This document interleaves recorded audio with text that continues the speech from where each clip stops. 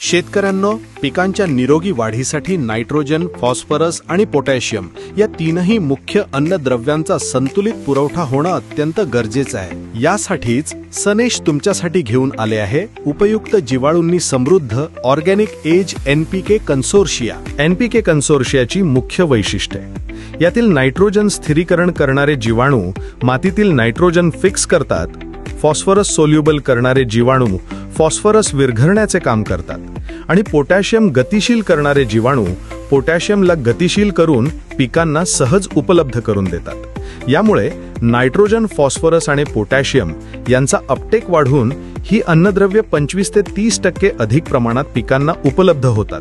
त्यामुळे रासायनिक खतांची गरज मोठ्या प्रमाणात कमी होते। त्याचबरोबर बियांची उगवण क्षमता वाढवते, पिकांची रोगप्रतिकारक शक्ती वाढवते, पांढऱ्या मुळ्यांची भरपूर वाढ होऊन पिकांचा मजबूत पाया तयार करते।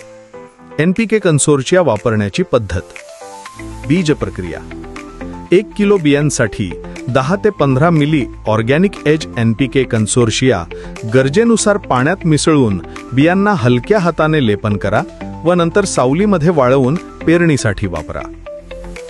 रोपे व कांदे आणि कंद प्रक्रिया: 500 मिली उत्पादन 25 ते 30 लिटर पाण्यात मिसळून रोपे, कांदे, कंद त्यात बुडवून आणि सावलीत वाळवून लागवडीसाठी वापरा। नर्सरीसाठी 25 ते 30 मिली उत्पादन कंपोस्टमध्ये मिसळून 100 चौरस फुटावर पसरवा। मातीमध्ये वापरण्यासाठी 1 लिटर एनपीके कन्सोर्शिया कंपोस्ट किंवा मातीमध्ये मिसळून 1 एकरावर पसरवा। ड्रिप आणि आळवणी: प्रति एकर 1 लिटर एनपीके कन्सोर्शिया ड्रिप किंवा आळवणीद्वारे वापरा। ऑर्गॅनिक एज एनपीके कन्सोर्शिया मातीला सजीव ठेवणारं, अन्नद्रव्य शोषण वाढवणारं आणि जास्तीत जास्त उत्पादन देणारं नैसर्गिक सूत्र। आजच वापरून पहा।